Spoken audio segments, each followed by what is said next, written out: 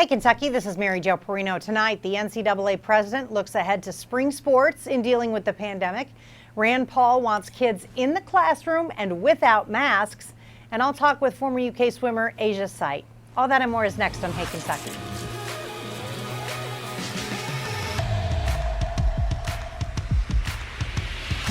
Welcome into Hey Kentucky with LEX 18 Sports Director Keith Farmer. And Keith, today there has been an agreement reached between Governor Beshear and Secretary of State Adams on voting in the November election. If you are worried about the coronavirus, anyone who is, you can vote by mail. And presumably there will also be a lot more in-person polling locations, which is good. Yeah, I think that's good because I think, a lot of people being worried about it, it's not like giving everybody a mail-in ballot. So, you've got that option, but I think that cuts down on it some. Absolutely, and they reached an agreement really quickly, so that's good to see. Let's start now with the NCAA. The latest from them is NCAA President Mark Emmert. He's talking about the landscape for schools heading into the fall. He says there will not be fall NCAA championships of any kind, although the FBS football is still free to decide its fate. But Emmert is also looking ahead toward winter and sports with optimism. He says 2021 winter and spring sports will be prioritized because their seasons were already hit by the pandemic this spring.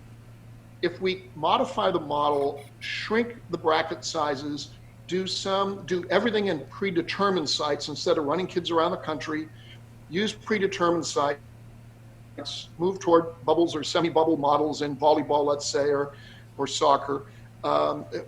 There's a way to do it. Will it be normal? Of course not. You'll be playing a fall sport in the spring. So, Keith, what will that look like if we have, smaller brackets than Illinois and NC State won't get in anymore? I'm still having a hard time trying to figure out exactly what they mean by that, especially when they're talking about bubble kind of situations. How does that look? Do you go on to one campus? Do you go to just a city and find a place like they did in Florida with Disney? It's kind of hard to grasp right now, and I'm sure those are the plans they're making, but until I see them written in stone, it's just hard to tell exactly what they are talking about. Exactly, and they can't write them in stone because, the best laid plans. We'll just know. Yes, exactly. We won't know until we know. Sticking with sports, Kenny Payne has left Kentucky's staff, but Coach Cal is not done supporting him. Cal hopes Payne's New York Knicks compete for and win an NBA championship, not just for Payne in his new assistant coach role with the team, but also for former Cats Julius Randle and Kevin Knox. Cal expects the combo of those two young players and Payne's demonstrated talents with some of the league's best big men to create some impressive results in the Big Apple. I think you'll see a change for the better.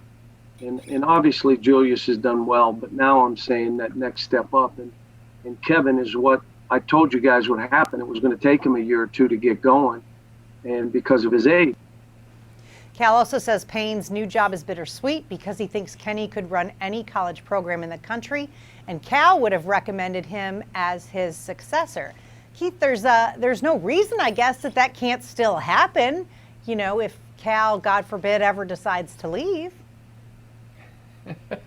Yeah, I guess it could, you go up there and you get that knowledge in the NBA, and then you come right back and you take over a program. Again, it comes down, do you want to recruit, or do you want to travel every night in the NBA and deal with maybe some divas up there as well? But in any case, he'll be ready for whatever job comes along. I think it is disappointing that he never got that shot as a head coach in college basketball. Yeah, because he'd make a great one. There's no doubt about that. All right, now to the latest on the pandemic and its impact on our schools.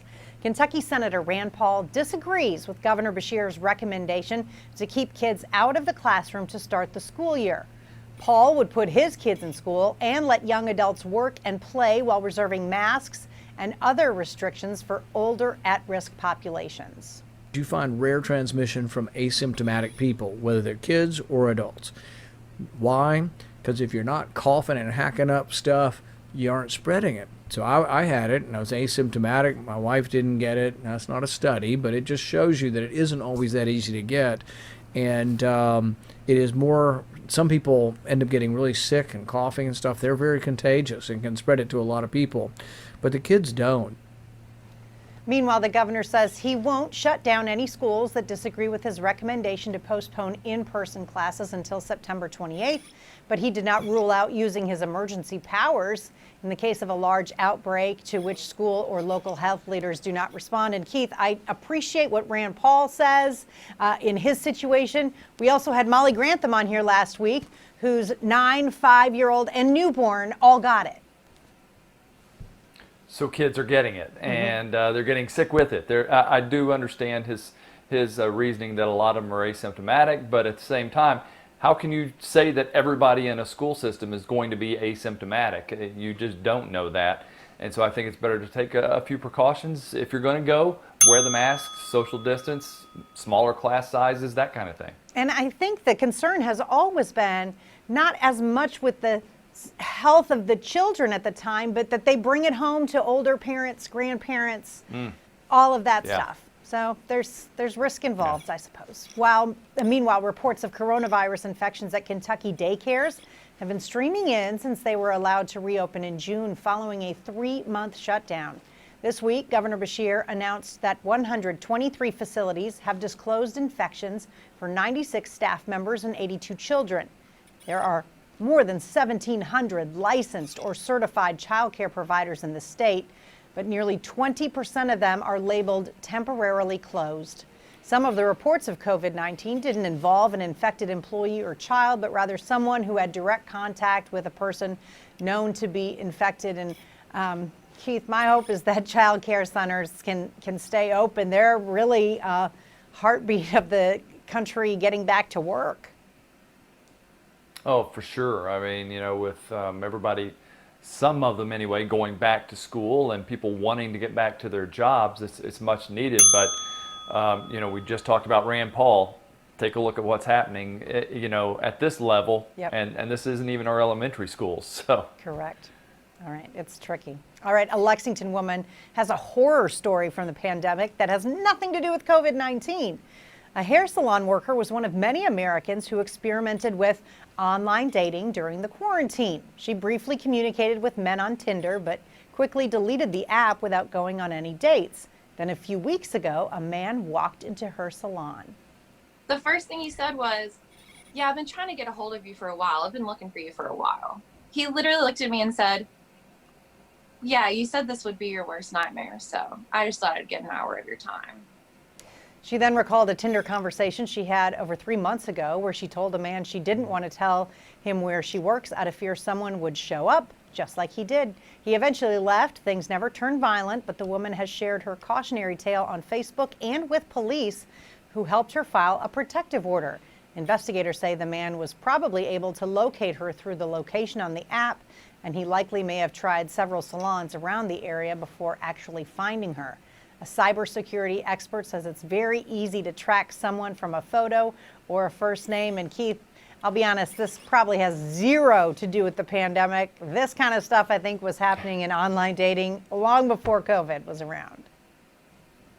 Yeah, I mean, scary situation, and thank goodness I'm not dating in this day and age and having to go on to those kind of sites. But the scarier thing is just what you said last, the fact that you can kind of be traced by a picture. I mean, and that's not even just on Tinder. I think he's talking about, a lot of the ones that we may post out there. So that makes it a little nerve-wracking too. Sure, Facebook, Instagram, whatever. There's geotagging everywhere.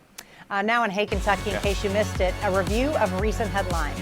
Mayor Linda Gordon says the Lexington Police Department is working to expand its body-worn camera program, which has been requested by Black faith leaders and the NAACP in the protest era. The force currently has about 1/3 of officers without a body cam. And President Trump has announced his intent to nominate Paducah native Benjamin Beaton to serve as federal district judge in the Western District of Kentucky. The seat opened up after Justin Walker was tapped to join the U.S. Court of Appeals for the District of Columbia Circuit. And the state Supreme Court heard a case today concerning historical horse racing.